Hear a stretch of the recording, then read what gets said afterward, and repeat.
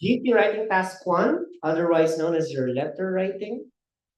This is the third subtest in the IELTS. So remember, regardless of whether you will be taking the pen and paper based exam or the computer based test, you will be doing the listening test first, reading next, and then writing last. Your speaking test is scheduled either ahead of it, which is probably if you book your written exam in the afternoon, your speaking could be in the morning or the other way around. Speaking in the afternoon, written exam in the morning. There will be some occasions as well where you can choose to book your test a day before, even 2 days before, or even after the test. So let's not talk about speaking since the topic will be discussed by Ma'am Shannon this coming Saturday. So for your writing examination, you have 2 tasks to complete. Writing task 2 is essay writing, which are the agree, disagree, to what extent, discuss both views, open-ended, advantage, disadvantage. But for your task 1, this will vary depending on your module. So if you're academic, you will be doing a statistical report. For general training, you will do a letter writing. So the good news, if you are GP, is that for letter writing, this is the only class you have to attend. Nothing more. But for academic, you have to watch our replay videos on Tuesday. They include 2 types of statistical reports. So we have the static and we have the process. I will vary it every other week. So meaning, if this week is bar graph, if I'm not mistaken, bar graph is the one I posted. Next week will be on the process side, like cycle, map. But again, regardless, your GT letter writing, this is the only lecture you need for general training. So lucky you, general training. Because for academic, they have to really, literally watch. Kailangan nilang bunuin ang 8 uri ng lecture. At lalagpas yun ng 2.5 hours pa. But for GT letter writing, kaya nga natin matapos in 1.5. So basically, this is a fairly easy type of exam. So first, what is letter writing? Your task 1 is to compose a letter, which you need to request or give information or to explain a problem. So what your task 1 contains here are information you will give or information that you will inquire. Sometimes you're the one asking for information. Sometimes you are the one giving the information. It will depend on the situation. So for you to be able to be good, at least at the letter writing level for IELTS, you have to do any of the following. You need to ask for and or provide general factual information about yourself, about the character you play in the situation, or about some characters in the description. You also have to express your needs, your wants, your likes, and dislikes as well. Not to mention expressing opinions and complaints. Making requests, suggestions, and recommendations are fairly similar tasks as well. So here, some samples of the narrative of the context which you must assimilate in your letter. Basically, we have the writing a college accommodation officer about problems with your accommodation. We also have a sample of description regarding a new employer about time management problems. We also encountered a local newspaper concern regarding a plan to develop a local airport, writing a letter in response to complaint about you, writing a letter to a renting agency to sort problems with the heating system of the house, and writing to an English-speaking friend to take them for helping you stay. So these are some of the narrative of the context that you will encounter.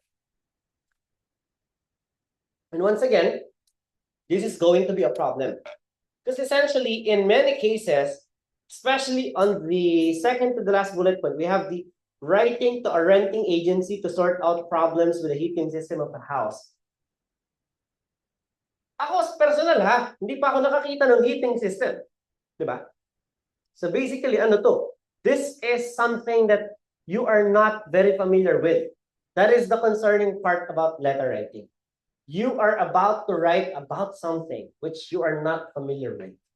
So basically, ang laman po ng letter ay puro kasinungalingan. Diba?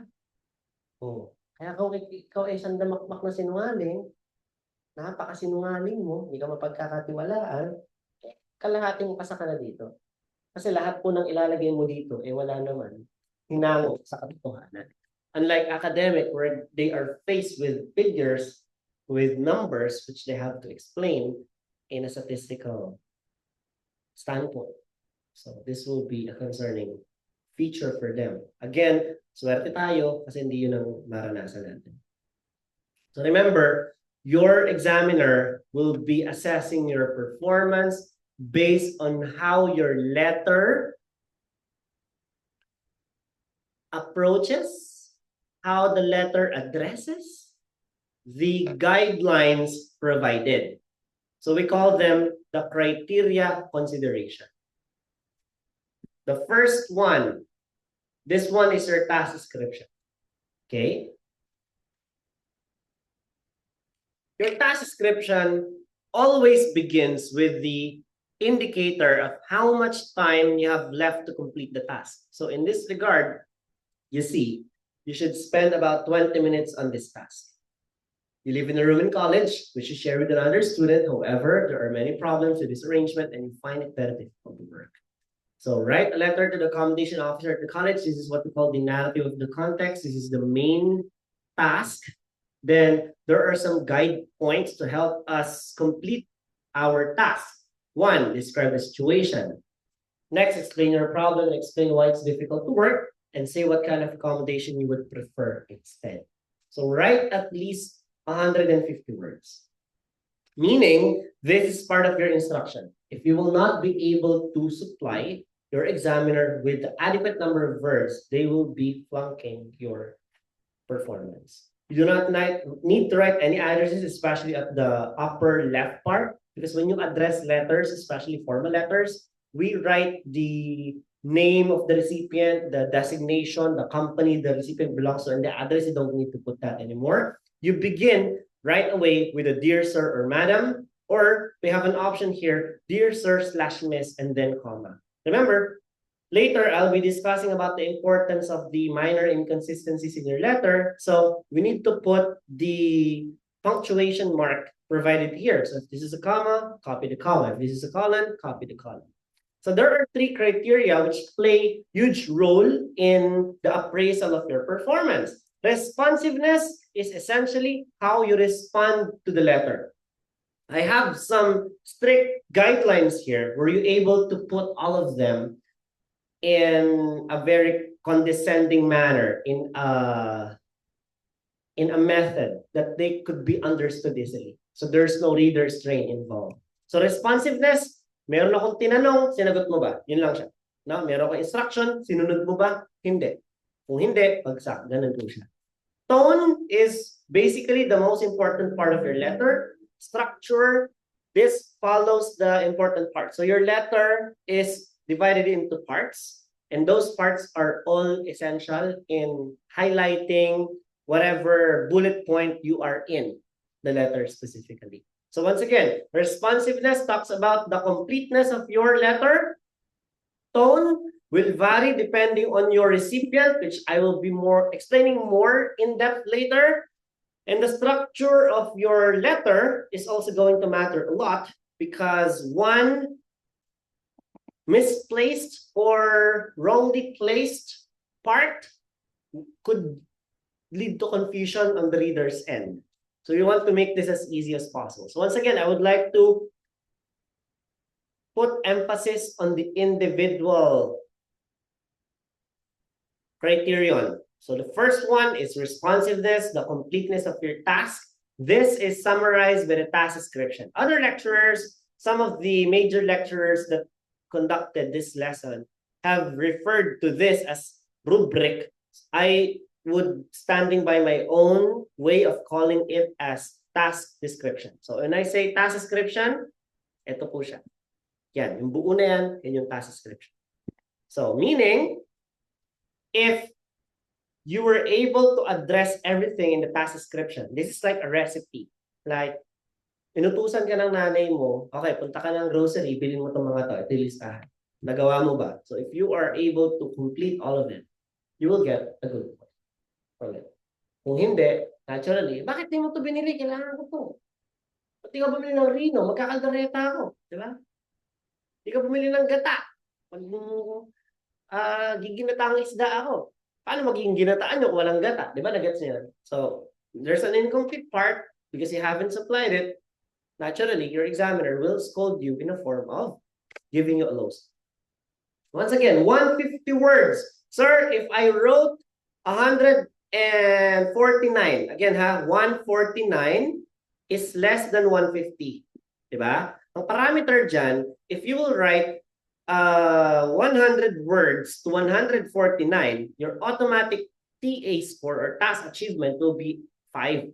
So even though you will be getting 8 across the other areas, if you add them together, this is 29 divided by 4, your score is now going to 7, to be 7. But there's a penalty of 1 because of its underlength content. So the highest possible score you can get is 6, despite getting 8 performances in the other areas. Diba? And something that doesn't happen very often. So for you to pass your test, you have to ensure that you will write more than 150 words. So for pen and paper-based test takers, this is your official answer sheet. You can download it on the group. Again, this is only for pen and paper-based test takers. So if you will be taking the computer-delivered exam, do not write your answer on the paper. Sure. Now, for computer-based test takers, which are the majority of our student population recently, if you will not be able to practice your letter writing here in the branch, because of time constraints or in your busy schedule, we only have the Tuesday and Thursday available for the mock test anyway. Please practice typing on a computer because your exam is literally computer delivered. What's the point of practicing writing if in the end you will be doing it in a computer? So that's like doing the practice incorrectly. So when you do your practice, type your answers. So once again, I would like to highlight TA. This is the task attainment. This is similar to the task response we have for task 2. Basically, it's just a different term, TA instead of TR. Coherence, this is G. Arrangement of the parts, how they appear together, how you connect it, the tone, how does it sound like? If it should be formal, did you write a formal letter? If this is supposed to be informal, did you write an informal letter? Lexical resource, did you use the appropriate terminologies here? And lastly, grammatical range and accuracy, your verb, your subject, your sentence structure, your punctuation usage, capitalization, underlength. Was it able to accomplish the minimum word requirement? Number of words, definitely they will write it here. Good thing about computer-based tests, you will see word count on the lower left portion of your screen. So the upper portion is for the time. So once again, you have 1 hour to complete 2 tasks. You will begin with task 2. Once again, this is very important. You start with task 2. Since task 2 carries more weight, your task 2 is multiplied by 2, whereas your task 1 score is raw. So for example, you got 8 in task 2. You multiply it by 2, you get 16. Then your task 1 is only 5, which is not very high. You add 16 and 5, that's still 21. You divide it by 3 to get the average, that is 7. But if you switch the setting, for example, I got 5 in task 2, which is because I put more importance in task 1. Therefore, I got an 8 in task. So you add 2 5s, you get 10 plus 8, that is 18 divided by 3, 6. So you see the huge gap within the score. So we want to start with task 2. We put more effort. We allot more importance to it. You pass it with flying colors because task 2 will literally be the one carrying your entire writing score up. So your task 1 should be supplemental. I'm not saying that you should just do task 1 with 5 or you just start and finish it. Huwag nyo lang masyadong laruin yung task 1. Dito laro lang. If your task 2 will not be enough, at least we have task 1 to help you out. So we need both your writing task 1 and task 2 to work in congruence with one another so that when you add them both in the end, they will produce amazing results. Okay? So tone is the most important criteria. How come? Because tone is actually your coherence and cohesion area. Now, this is one of the determining factors whether you will pass or fail. So for task attainment, literally, this is about you addressing all the parts involved in your letter, whereas your tone, this is how you set the formality level of your letter. So how do we determine the tone? We need to know who is the recipient of the letter. Once again, we can only know what type of letter are we going to write. Is it going to be formal or informal? Solely because of the recipient. To whom am I addressing the letter to? Who will be the one receiving my letter? Sino, kanino mapupunta itong sulat? So the recipient. Saan mo ba nakikita yung recipient? Sa task description. Balik tayo sa sample natin kanina. Write a letter to the accommodation officer. So to whom are you addressing the letter to? To the accommodation officer. Now, you now determine what type of letter are you going to write. Is it going to be informal or formal?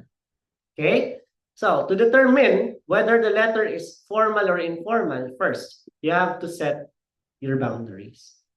So, we have a circle here. Inside this circle, there are people. And these people are your family members and friends. Everyone within the family and friend circle, you know personally, these are in the informal category. Let me give you an example. Write a letter to your grandfather. Write a letter to your mom. Write a letter to your college best friend. Write a letter to your old co-worker. Diba? So all of them, you have personal attachments to, you have personal relationships with, therefore you will be using an informal type. So for the formal category, these are everyone outside of this circle. Nasa labas. Diba? So writing a letter to the college accommodation officer, formal yan. Writing a letter to the renting agency about heating problems with your car, formal yan. Writing a letter to the store manager regarding the accident you have suffered and injured from during your grocery shopping last week, formal yan. Writing a letter to the newspaper company, formal letter yan. So everyone that you don't have any personal attachments to, or if the task description does not dictate, for example, your boss, definitely your boss is formal. Pero pag nilagay dyan, your boss for more than 15 years, who you will be inviting to your wedding, semi-formal na yun. Diba? Doon siya papasok. Nagets po yung point. So between formal and informal, you have to determine where in the circle does this person belong. Is it inside the friends and family circle? Then you write an informal letter. Is it outside? Are they outside that circle?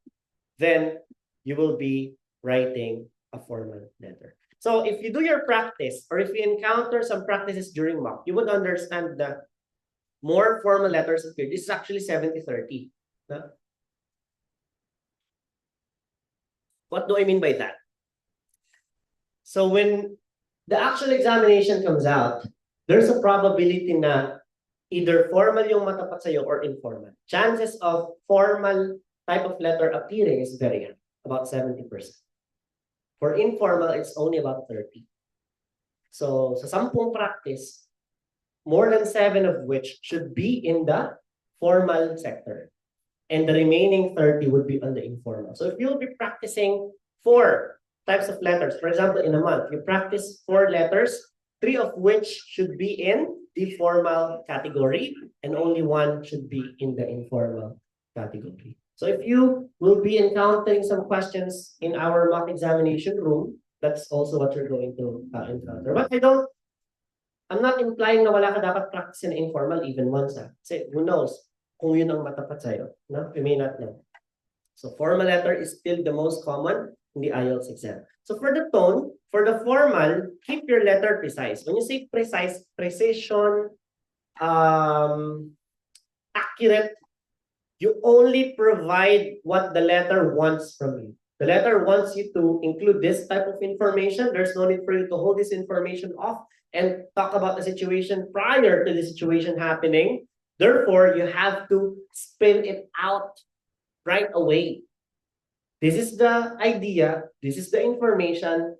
Tell the information. Talk about the idea as soon as possible. When you are including it in your letter, you have to put it in the right way, in the right part. Do not abbreviate words. No cutting, no abbreviations, no shortcuts. So, spell cannot, as one word, sorry, cannot, dapat one word yan. Will not, bawal po yung mga can't at saka won't. Now, for informal, make it more chatty, no? Although not necessarily long, because you have to remember, we have time constraints. Definitely, we have to ensure that we'll be able to finish this. You're free to digress. You can add some unnecessary, I'm not saying unnecessary, but some pieces of information that will make your letter look and appear colorful and letter-like in real-life scenario. So abbreviations are fine. By the way, I forgot to add, if you will be writing a letter to your neighbor, neighbor, formal po si neighbor. Hindi po siya informal. In the Filipino setting kasi, si neighbor, kaabutan natin ng ulam yan, pinsan niya ni ganito, naging ninang mo yan sa ganyan. So, essentially, we thought that it is informal at first, but in some occasions, especially in the IELTS connotation, we encountered some descriptions where the neighbor complained about your noise and you have to write a letter of apology. So basically, this is going to be formal since especially you're asking for apology from the neighbor who wrote to you in the first place. So structure, see how many parts your letter is divided to. You have the opening statement, you have the introductory paragraph, middle paragraph is optional to have 2. I suggest that you split your middle paragraph into 2. Later, I'll be explaining to you why. The short explanation is because the bullet point numbers, you have 1, 2, 3 bullet points. Sometimes it could go 4, but as a general rule, we encounter on a daily basis, on a regular case, 3 bullet points. So kung ang middle paragraph mo is bullet point 1, yung second middle paragraph mo, bullet point 2, and then yung action paragraph mo is going to be your bullet point 3, then it makes it easier for you to understand that you were able to finish. And examiners will be identifying the cue na, hey, this is the bullet point 1, this is the paragraph addressing bullet point 1. Hey, this is the paragraph addressing bullet point 2. Oh, this is the action paragraph, exactly where I want to see it. So that's the structure of the essay. And examiners are looking for this. Now, some people would be asking me to check their letters only for me to find out, okay, may introduction, tapos may malaking-malaking bulto dyan ng content na isa lang na paragraph, tapos may conclusion, tapos na. So where is the variation ng ano nun?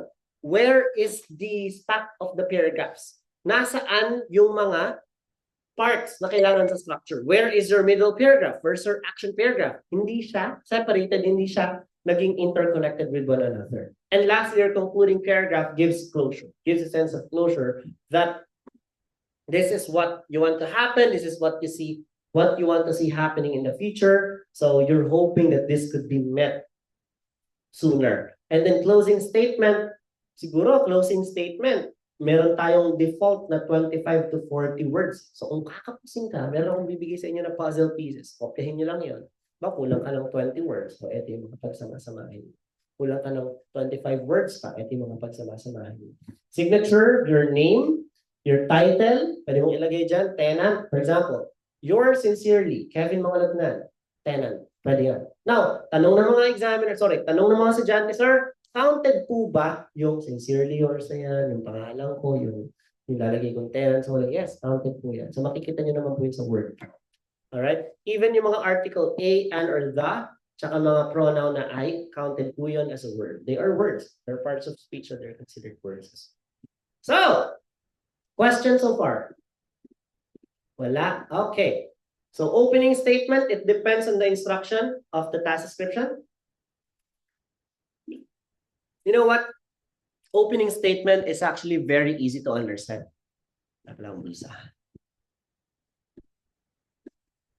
Opening statement is actually the easiest to understand. So first, let's go over this formal area muna. Formal muna tayo. Nakalagay sa instruction. Begin your letter with Dear Sir / Madam. Pag ang ginawa mo dyan, Dear Sir or Ma'am, sa letter mo, automatically, mali ka na. Bakit? I specifically stated in my instruction that this is how I want to see the beginning of your letter. And yet, you went your way and came up with your own. So basically, may demerit yan sa kanila. So ibig sabihin po nun, ito po yung madalas na nakikita, pero hindi ibig sabihin nun na ito lang palagi. Because this could also shift eh. Bawa, nakalagay doon sa instruction. Ganyan. Tapos ang sinulat mo naman, ganito. This is the time na ito naman yung mali. So it's always situation-based. There's no universal rule na ito ang gamitin mo, papasa ka. Itong agimat, walang ganon. It should always be how the instruction is laid out. And from there, you can strategize. How should I begin my letter? This is how this was mentioned. Ganito ko dapat simulan. Ito yung nakalagay sa instruction. Susundin mo lang siya. At pag di mo sinunod, task response, pabawian ka nila. Okay, sir, paano naman? Nakita ko dyan, Dear Blank.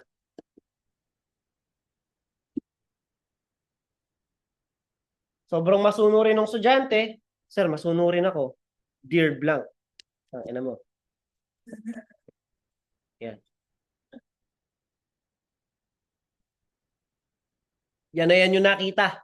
Dear Blank. Ayan. Bagsak kakabod. No? May dahilan po kung bakit Dear Blank. You have to be the one to supply the content. Now, remember ha, formal to. Formal. Maglalagay ka ng pangalan. Kapag formal, buong pangalan. Di ba? Or, last name, basis.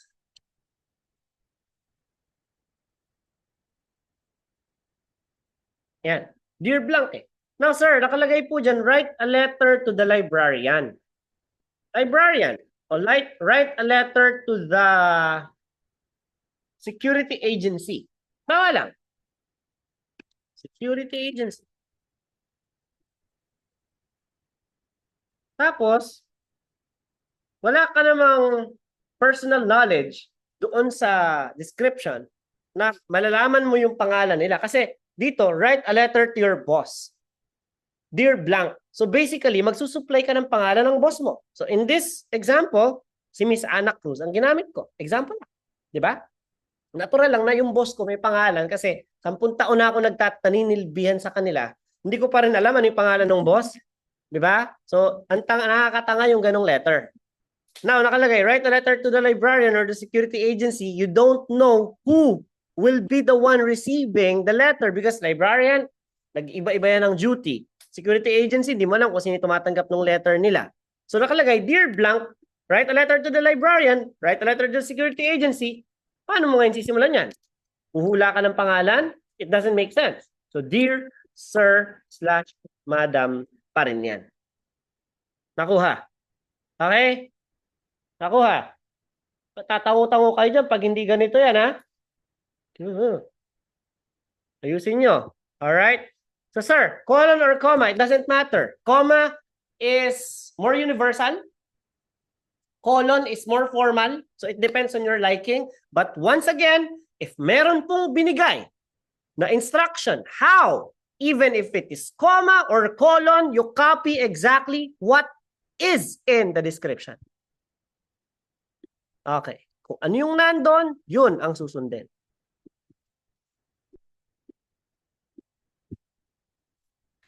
Introduction.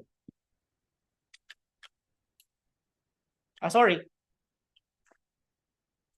I forgot, may informal pa pala tayo na opening statement. Diyan po madalas ang dear blank kay informal. Okay? Dito po mas madalas si dear blank kay informal.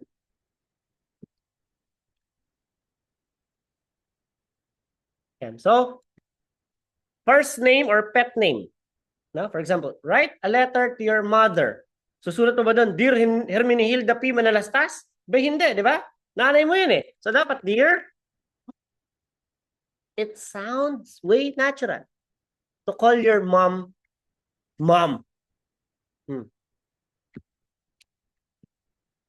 Write a letter to your cousin. Dear Cousin Jay. Oh, Dear Uncle Tom. So, medyo English nyo naman yung pangalan, no? Huwag naman, Dear Cousin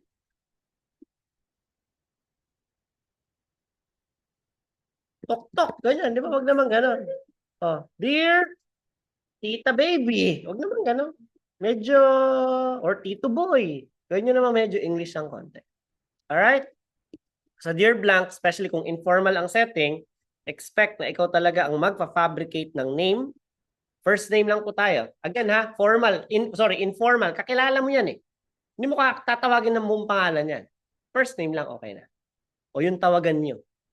Kung ito ay nanay, Dear Mom. Ito ay tatay, Dear Dad. Ito ay lolo, Dear Grandpa June. Example lang. Okay? Introduction. So we have two types of introduction. First, let me begin with the introduction of the formal letter.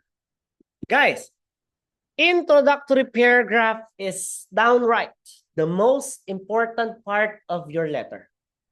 Examiners can already determine what score are they going to give you just because they read your introduction. Ulitin natin. Bilang examiner, alam ko kung anong score ang ibibigay ko sa iyo base lamang sa pagbasa ko ng introduction. Pag hindi ko nakita yung gusto ko makita sa introduction, magiging trend na yon hanggang dulo na ito na ang magiging score. It will determine what score you will get. So, masaklap yan. Malinaw? Okay. So, begin with introducing who you are without saying your name. Wait a minute. Are you crazy? How can I possibly introduce who I am without saying my name? Bawal. Bawal ilagay ang pangalan sa inyo. E paano kayo i-introduce kung sino kung wala naman akong pangalan? So remember, in your letter, you are literally playing a character.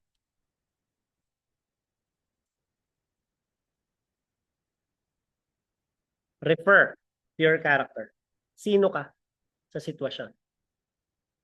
Ano ka doon sa sitwasyon? Laruin natin. Nakalagay. Write a letter. You share a room in college with another student. Write a letter to the accommodation agency regarding changes in your residence. Papalipat ka. Sino ka dyan? Anong role mo dyan? Anong character mo dito? Go! Student. Di ba? Oh. You rode a bus last week and your suitcase got damaged. Write a letter to the bus company reporting the issue. Sino ka doon? Passenger. Ba? Last week, you went to the cinema and you left your jacket. You're wondering whether naitabi nila yon or not. Write a letter to the cinema. Sino ka doon? Customer. Diba? Moviegoer. Oh. Nakukuha? Sulatan mo yung boss mo. Ano ka ba doon sa sitwasyon? Empleyado. Employee. Malagay mo yung posisyon. Di ba pwede? Ang pahaba nung make-up story natin. Make-believe story natin. Di ba? O assistant sales supervisor. Pwede. Logistics department head. And I would like to report this issue to you. O di ba? Para kahit paano magbukang makatotohanan naman. I'm an employee of your company under the logistics department. I wrote this letter because. Yan. So, ang introduction, kapag formal, lagi pong dalawa ang parts niyan. Hindi po tayo buhay sa isa lang. Part 1, which is introduce who you are. Good day. I am one of the passengers who availed your service last week. Tapos, I am one of the students studying here at New South Wales University. I am a customer of your store and I bought a cell phone last week. Tapos, ang first part. Papakilala ka, pero walang pangalan. Only the character that you are playing. Yung role mo lang doon sa situation. Second part, something that you really don't want to miss. Because this is essential for either formal and informal. Hindi po ito dapat makalimutan. Dapat meron po nito. Second sentence, the last part of your introductory paragraph is the purpose of your letter. You have to indicate why you are writing the letter in the first place.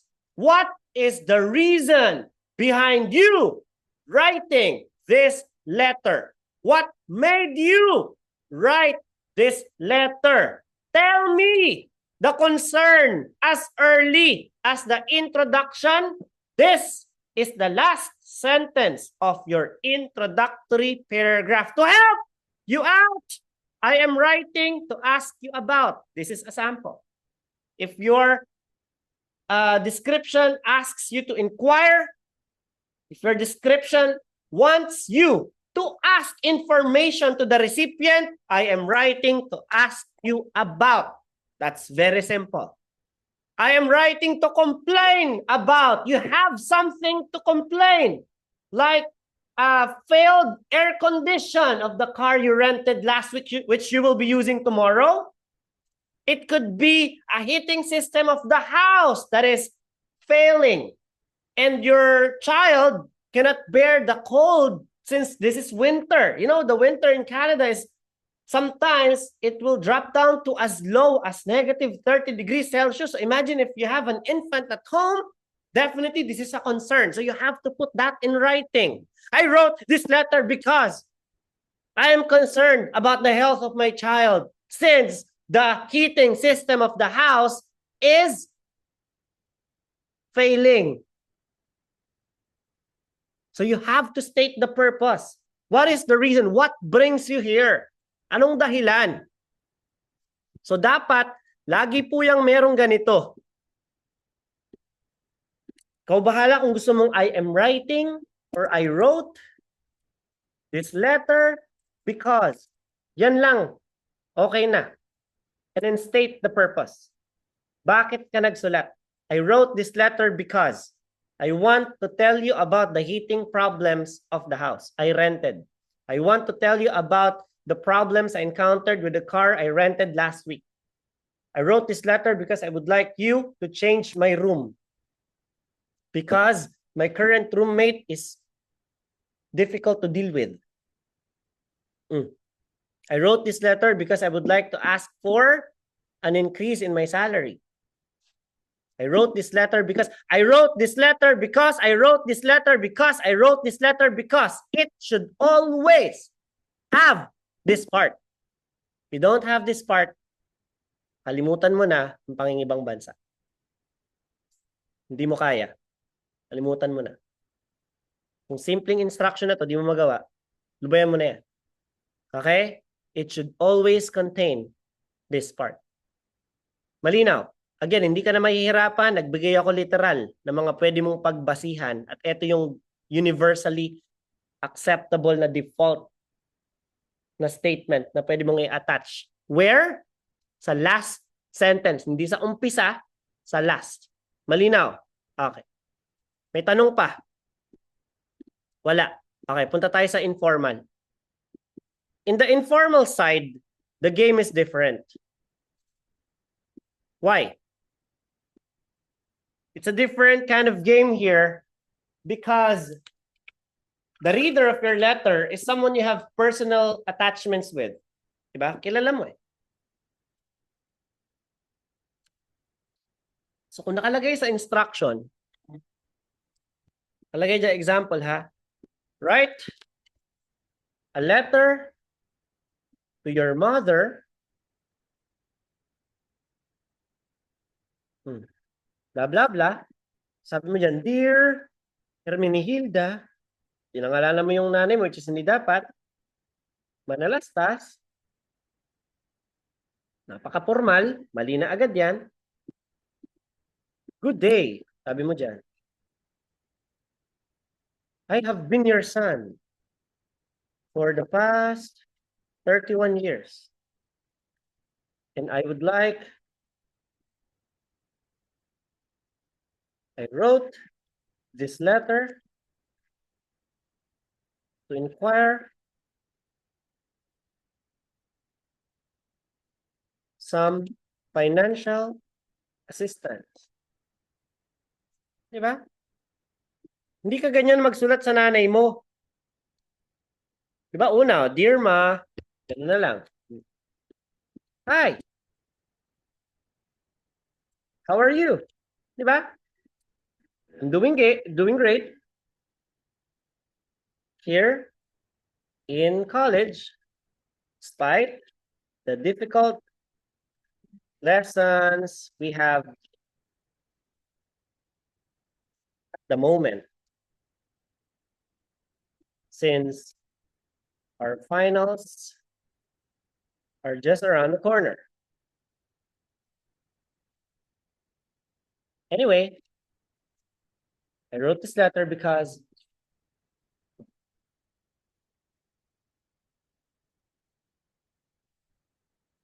so we do not introduce who we are in the informal context. Because are you silly? Are you nuts? Are you crazy? The person you're trying to write a letter to already knows who you are. So you skip that part. And instead, ang ipapalit mo dyan is inquiry. Inquiry. Inquiry? Pag-inquire ng ano? Ng kalagayan nung sinusulatan mo. Kamustahan? How are you? I'm doing great. Anyway, I wrote this letter because.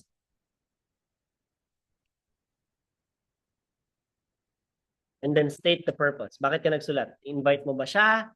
Uuwi ka ba? Anong laman ng letter mo? Doon mo na siya sisimulan. So lagi, despite whether it's formal or informal, there is a purpose. This is NDA or non-disclosure yan. Kailangan laging kasama yan. Without it, bagsak ka. Okay? Tandaan ha, napaka-importante niyan. Questions? Wala. In the middle paragraph, this is where you cover all the 3 bullet points. If you miss to cover any one of them, you fail. If you get a bullet point question telling you to introduce yourself, you do not have to reintroduce yourself in the middle paragraph. What you could do instead, para sa part na to, nakalagay dyan, introduce yourself, is to add more info about yourself. Nag-introduce ka sa introduction. Sabi mo, good day, I'm a student, and I wrote this letter because I would like your accommodation office to change my room. So currently, I am second year in college, taking up Bachelor of Science in Nursing, and I'm sharing a room with a student who is taking Hospitality and Tourism Management. So, di ba, nag-supply ka lang ng additional information but not necessarily the one introducing yourself. Action paragraph, this is the action you want the recipient of the letter to undertake. For you to understand what this action paragraph entails, it is very simple for you to know that action paragraph is your third bullet point. So yung pangatlong bullet point, naturally, yan yung action paragraph. Yan yung gustong mangyari ng sitwasyon. Gusto mong ending. Gusto mong mangyari. Anong gusto mong mangyari, or perhaps, ano yung action na gagawin mo para i-improve yung situation. Action paragraph, this is important. So invent kung ano yung pinakamagandang atake sa sitwasyon na yan. Concluding paragraph is the summary, it's the end. It's always polite with saying thank you for taking time reading your letter. So say how they can get in touch with you again. If necessary, if needs feedback, do not apologize if you're making a formal complaint. Again, you are the one receiving a bad service, or you were the one encountering a problematic situation. Why would you apologize? Sorry kung sinulat ko pa tong letter na to. So never ever mention that you are sorry for having written the letter. Because if you write that, you shouldn't have written the letter in the first place. Kung sasabihin mo, sorry kasi gumawa pa ako ng letter, dapat di ka na nagsulat ng letter in the first place. Yun nga yung task mo di ba? So wag kang maglalagay ng gano'n. It beats the purpose Okay? So, kailan ka lang mag-apologize? Pag sa imaginary scenario, ikaw yung may kasalanan. Like, you're causing too much noise in your apartment. Okay? So, or mag-apologize ka sa cousin mo for leaving too early sa wedding niya. So, susulat mo yun sa letter. Pwede yun. So, sa concluding paragraph, ito po yung mga pwede nating pagpilian. Once again, I will be uploading this replay together with this handout. So, walang problema. Gusto mong picturean, makulit ka, picturean mo. Walang problema sa akin. Picturean mo. Pero lahat-lahat ng to naka-upload na sa PDF. So, all you have to do is to scroll it. Hanapin mo, ano ba yung mga pwede kong pagsama-samahin? Bigyan kita ng sample, ha? Bigyan kita ng sample. Gagawa ka ng concluding paragraph. Ito yung mga pagsasama-samahin mo. Okay. Thank you for taking time reading my letter. I look forward to hear from you. Please do not hesitate to call me if you need more information. Here is my office email. Tapos, pag pinagsama-sama, ganito kakalabasan yan. Thank you for taking time reading my letter. And I look forward to hear from you with some good news. Should you need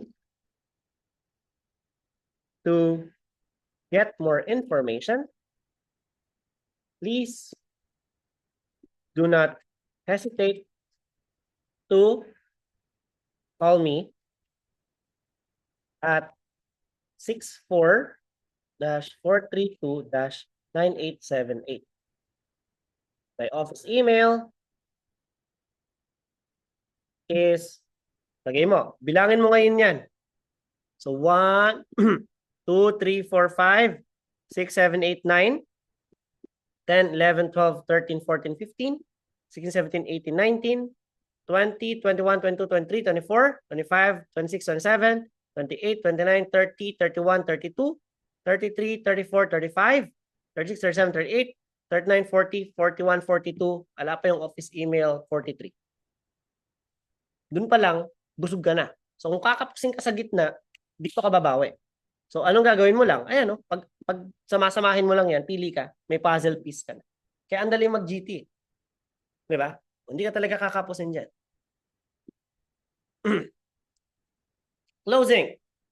Asarado mo na. Recipient's name is unknown. Faithfully. Recipient's name is known. Sincerely. Sir, nakalimutan ko na. Sino ba si Faithful? Walang problema kahit mapagpaliktad ba yan. Hindi mo na kailangan pag-problemahin yan. Pag naman sa informal, let your creativity loose. Missing you, much love, love and kisses, hugs. Huwag gagamit ng regards o kaya warm regards. Ha? Hindi po siya grammatically acceptable. Na? Huwag pong gayahin yun. So, kapag sumusulat ako at susulatan ko yung family member, love, comma ang gamit ko. Pag naman friends, best wishes, at saka comma. So yung B, definitely malaki yung B, maliit yung W, tapos comma after. Then ilagay mo yung pangalan mo. Kapag formal, buong pangalan, may pirma, literal. So dahil ito ay computer-based, ka talaga makakapirma dito. Kung pen and paper-based, walang problemang lagyan mo ito ng signature mo, literal. Kapag naman informal, walang apelido, first name, okay na. Yours, best wishes, comma, Kevin. Sample.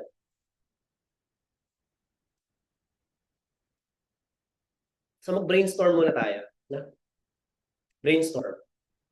You should spend about 20 minutes on this task. You live in a room in college which you share with another student. However, there are many problems with this arrangement and you find it very difficult to work. Write a letter to the accommodation officer at the college. In the letter, describe the situation. Ano kayang problema? Bakit gusto mong magpalipat ng room? Anong sitwasyon yun? Siguro, yung roommate mo, mabarkada, dinadala niya yung mga barkada niya, nagiinuman sila, nagsusugal, tapos ikaw, masigasig ka mag-aral, napupuyat ka dahil maingay sila. So, kaya gusto mong palipat. Explain your problems. So, ito nga, bumabagsak na yung grades ko dahil lagi akong puyat. Kaya nahihirapan ka na ngayon makakatch up, lalo na yung course mo, nursing, meron kayong maintaining grades doon sa inyong course. So pag nagpatuloy yon, baka mawala ka sa program. See what kind of accommodation would prefer. Dahil syempre nagtitipid ka, ang gusto mo sana, mailipat ka lang ng room with another student, particularly kung parehas kayo ng course. Para syempre naiintindihan nyo kung ano yung need ng isa't isa. So write at least 150 words. You don't need to add any addresses. Dear Sir or Madam, pwede na. Dear Sir or Madam, I currently reside in the College House of Residence and I am writing to request change of accommodation.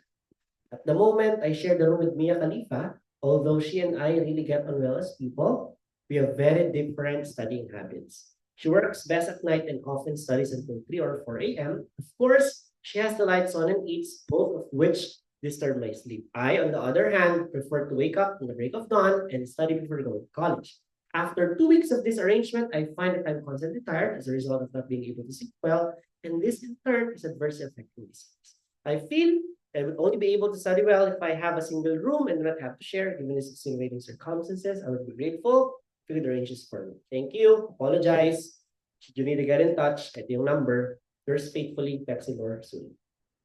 Task description. Immigrated to another country, write a letter to your friend na nandun sa country na yon. Bakit mo pinili yung country na yun? Particularly dahil andun yung work. Describe your new place of residence. Paliwanag mo saan ka nakatira, anong street, anong meron doon, anong maganda doon, malamig ba. Propose a meeting with your friend. So makipag-meet sa friend mo. Dear Blank. So ikaw mag-iisip ng pangalan. Dear Brian, I just arrived here in Shanghai 3 days ago and I have to say, did not expect it to be so cold here. So ang nilagay, kwentuhan. This makes me miss a tropical heat in the Philippines so much. It's a good thing that I always have a piece of the Philippines here since I have friends like living here as well. I wrote this letter to invite a simple get-together a week or 2 from now. If I'm not mistaken, you told me that you live in downtown area of the city, although I think you were slightly exaggerating when you talked about how noisy it is there. I consider the slight probability that you might be telling the truth. I followed your advice and decided to rent a flat in the outskirts of the city because my work is close to the area. The place is a bit shy, but it has its charms. The neighbors are friendly and my house is close to the road, so the shop at my work. Honestly, the only flaw I can think of is that the place gets really quiet at times. I miss the ruckus we used to make together in our office back in Moraito. So ito yung ating action paragraph. To somehow make my new pad more reminiscent of what once was, I'm commanding as a friend to drop by here soon. I will cook your favorite rice dish in the same quantities if you promise to visit. Thank you in advance for saying yes, my very good friend. Love, Richard. Parang may something kay Richard at kay Brian.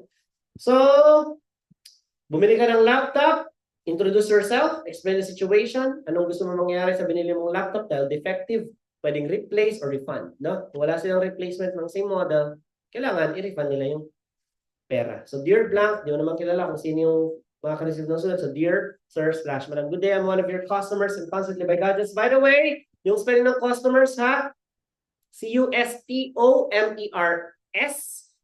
Hindi siya costume. Customer. Yeah. I bought an Asus ZenBook laptop and there are some defects that I encountered. I wrote this letter to make a complaint about it. The laptop that I bought is 16 inches in screen diameter, very stylish and lean, which only weighs no more than 500 grams. Nevertheless, on opening and closing the said device, it makes a very loud noise, which makes me concerned about its screen. Definitely a device that sleek will not last long if constantly exposed to shock due to its opening and closing. On careful examination, I've noticed that the one of its attachments where a screw and bolt should be visible and checked on the manual is missing. I would greatly appreciate it if you could have it checked or better yet replaced with a new one with the same model because according to user's agreement, refund and replacement is negotiable. I look forward, expecting this afternoon. Thank you. Yours faithfully, Kevin Klein. Kumain ka daw sa isang restaurant, write a letter to the newspaper to tell them about it. Describe the meal you had and why you think the restaurant is worth it. So ito po pakipicturean because this will be your assignment na ipapa-check nyo sa amin.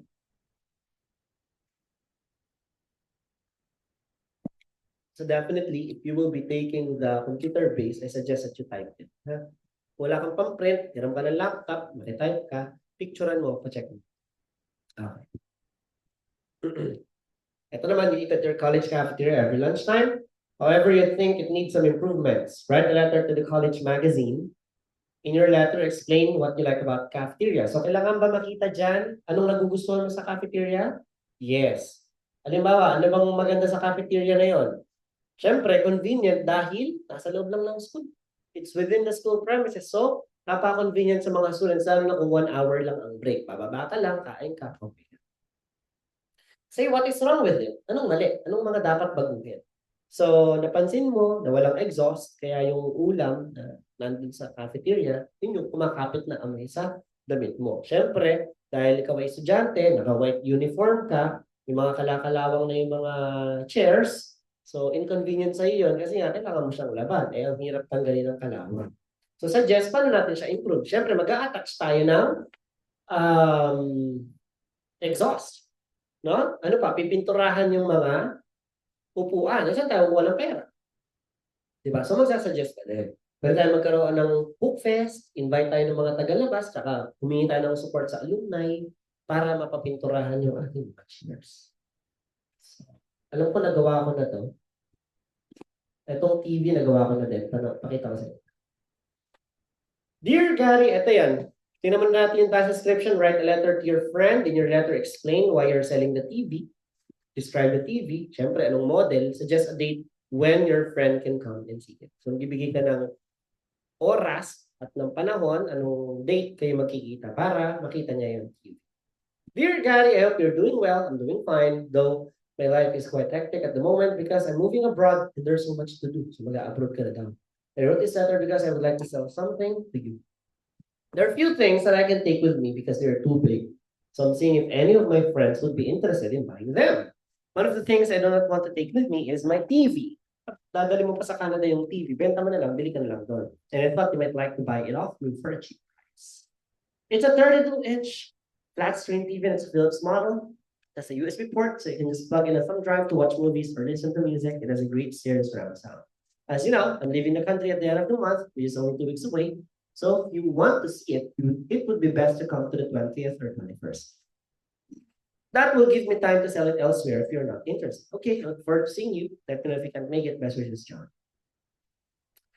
So, kayo daw ay kumain ng pamilya mo sa isang restaurant. Experience situation. Yun lang, magko-complain ka kasi ang terrible ng food and service. Anong action ang gusto mo mangyari? So, ito yung sample niyan. Nag-exercise ka, and I've been a member of many different gyms. Recently, you moved into a new neighborhood and joined a new gym. You have noticed that people at this gym do not bother to wipe down the machines after use and often leave dirty towels on the benches in the change rooms. Write a letter to Mr. Cotto, the manager. In your letter, explain who you are. Sino ka? Describe the problem exactly. Ano mga problema? Ayun na nga, oh. Hindi sila nagpupunas. Nag-iiwan sila ng mga dirty towels sa mga benches. Ano ang problema nun? Siyempre, ang unhygienic nun at saka nakakadulas yun. No? Make suggestions to improve the gym. So nakalagay dyan ha, begin your letter with Dear Mr. Cotto. So tingnan niyo yung letter ko. Dear Mr. Cotto. So susundin mo lang siya. Gamit tayo ng highlighter. Vanishing pen. I'm a new member of the gym and I'm quite liking the setup you got here. However, I noticed some problems. That is why I wrote this letter to you to raise these concerns and offer my suggestions as well. I have been a member of many different gyms in the past, and I honestly consider your establishment to be one of the best. Despite this, there are many concerns about the gym use in general that could potentially lead to accidents. Pwede magmula ng aksidente. You see, not all the members follow simple gym etiquette. I noticed that they do not wipe the equipment after they use it. In addition, they leave their towels in the locker room, which I stepped on, that made me hurt my knees. Nung nadapa ako, diba? Nevertheless, the minor problems by the members but following the simple instructions can be resolved if the gym instructors will just enforce. Papaliwanag natin, dapat lagi magpupunas ka, lagi natin lilipitin yung towel. I also recommend briefing the new members para matlaman nila na may rules yung gym at reorient the current users, no? About the regulations, keep the gym and its equipment clean and safe. Thank you for time reading my letter. I hope to see some changes in our gym. Yours sincerely, Kevin Wala. Ganun lang. Gawa ng letter. Ito naman, nasaktan daw ako sa isang minor accident sa supermarket at magko-complain ako sa supermarket. Write a letter to the manager of the supermarket. In your letter, say who you are, give details about the accident, ano nangyari, paano ba nangyari yun. Suggest how the supermarket could prevent similar accidents. Write at least 150 words. Dear sir or madam, so hindi siya slash, so dear sir or madam talaga siya. Good day, I'm a regular customer of your supermarket and recently I got involved in a minor accident inside the store. I'm writing this letter to make a complaint about the situation and hope to give some suggestions to prevent this from happening again in the future. I constantly go to the supermarket because it is not very far from where I live. I like that you have aisles designated for persons with disabilities like me. However, last week a lady experienced a problem in her push cart which bumped into mine since she lost control. Because this incident occurred in the wet section, I fell hard on the floor and suffered minor concussions. Luckily, the hospital cleared me of any further damages and just advised me to take some rest. I'm suggesting that you check your push carts regularly if any of their wheels are still functioning to prevent similar incidents like mine. In addition, I would also like it to have signages for wet floors so that people will be more careful in such areas, especially in wet section of the supermarket. Please advise your customers not to overload their grocery carts so that it will be easier to. Thank you so much for taking time reading my letter. I hope you take what happened to me seriously and make necessary steps to avoid accidents from happening in the future. Should you need more information, you may send me an email at kevinwaldan009@gmail.com. Tapos ito naman, in-invite ko daw yung friend ko na mag-gym kasama ko. Yeah. Dear Vina, hi, how are you? I learned from Jerome that you just moved here in Santa Cruz last week. I'm really excited to be with you again and I wrote this letter to invite you to my gym as our way of bonding on a regular basis. I'm 2 blocks away from Jim's Gym, napaka-original. And the equipment they have are top-notch. I started working out 3 months ago and I already lost 12 kilograms. I've never felt so good looking at myself in the mirror after my regular training in the gym. The best part of the gym is the cycling area. The spinning class they have is so fun because there's a leader who really pushes the members to do their best. I know that you would enjoy this. I know that you are not allowed to lift heavy weights due to your spine problems, but the spinning class in my gym is well suited for you since it burns the most calories in the shortest amount of time. You wanted to lose some weight before your cousin's wedding, right? Well, this is the best place to burn some. Okay, I hope to see you next week at the gym. You can send me an email so that I can forward the gym membership application form to you. Let's melt some fat together soon. Best wishes, Kevin, 7 minutes. So, ito naman, nagpalit ka ng booking ng hotel. So, meron din po tayong sample niyan. Sumakay ka sa... So, sa mga nasa Zoom, pwede nyo pong screenshot ito. Sige, bigyan kayo ng 5 seconds. Later, makikita nyo rin naman yan sa PDF. Ganun din po doon sa mga nasa replay mamaya. So, ito naman yung yung situation natin. You flew with an airline and had a problem with the food. So give the details of the flight. Saan ka papunta? Saan ka galing? Ano yung flight number? ano nangyari dun sa food, tapos ano dapat gawin ng airline. So, ito naman siya. 7 minutes ko siyang tinayp. Property agent, magpapahanap ka ng accommodation sa kanya. Ito naman siya. So, ito yung introductory paragraph, bullet point 1, bullet point 2, action paragraph, bullet point 3, and then closing remarks. 6 minutes ko naman itong ginawa. Yan, napakadami po nating sample. Kayo magsawa.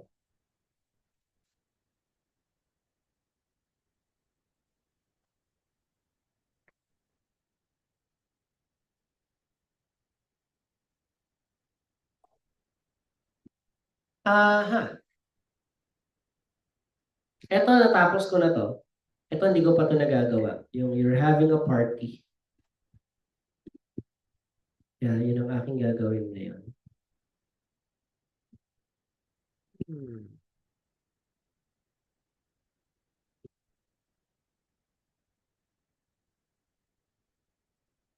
Yan, hindi ko pa to nagagawa.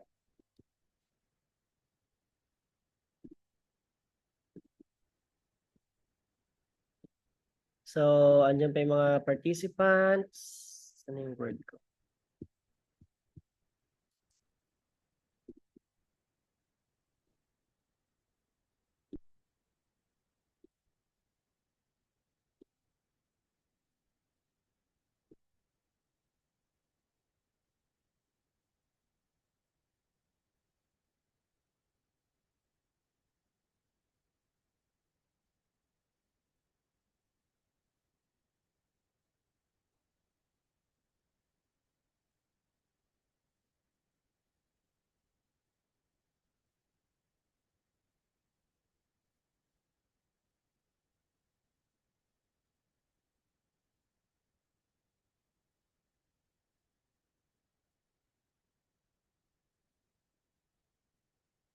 Uy, saktong-sakto dating nyo guys ah. Tapos na kami ah. All right, so this is the one. You're having a party and want to invite your friend from a different city. Write a letter to your friend. In your letter, describe why you are having the party. Give directions on how to get to the venue. Suggest how you can accommodate him or her.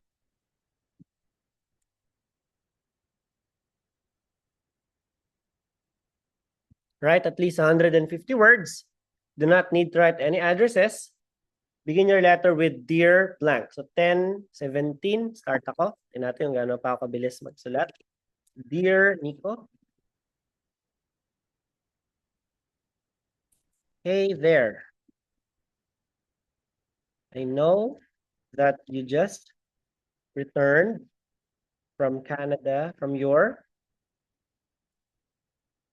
trip to Canada 2 days ago. This is just in time for the party I will be hosting next week at my place. And I wrote this letter because I am inviting you and your wife to come next week. Huwag nang lagyan ng next week para hindi redundant. I will be taking up a new course in Australia by starting next season. And I'm afraid that I will be spending some time away from my family members and friends. That is why I decided to have this send-off party to remember by. give directions.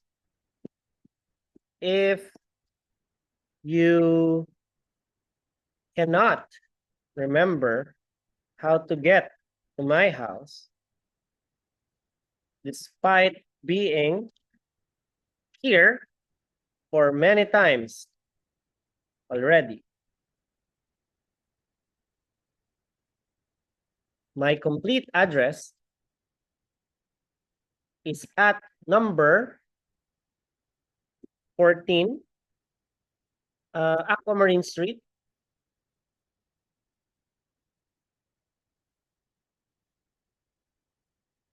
Sunnyvale, Subdivision, Fresno, California.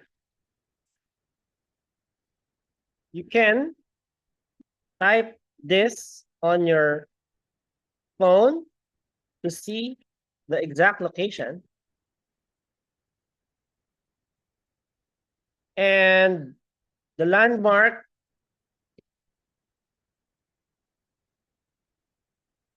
that will point you to my house is a pet shop just across. So if you see the pet shop, my house is just right in front of it.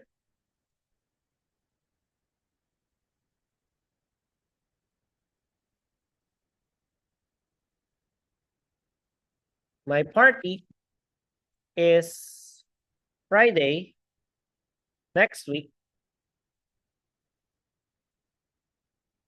And since your city is about 150 miles, you may stay the night and come here on Thursday. This will give us plenty more time to catch up,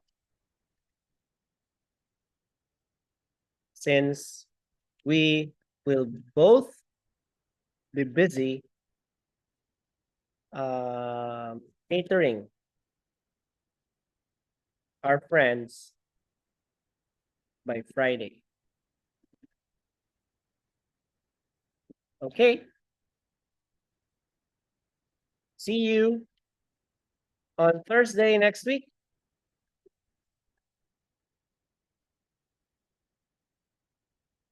Don't forget to bring my favorite salad. Sincerely, best wishes. Dahil formal ito, Kevin. So, naka 229 words ako in 5 minutes. Okay, so may mga papalitan ako dyan. For example, yung send off, lalagyan natin ng hyphen yan. So that's how you write a letter. Okay? So sa mga nasa Zoom, once again, I will be attaching the PDF of this lecture. The exact same things you saw.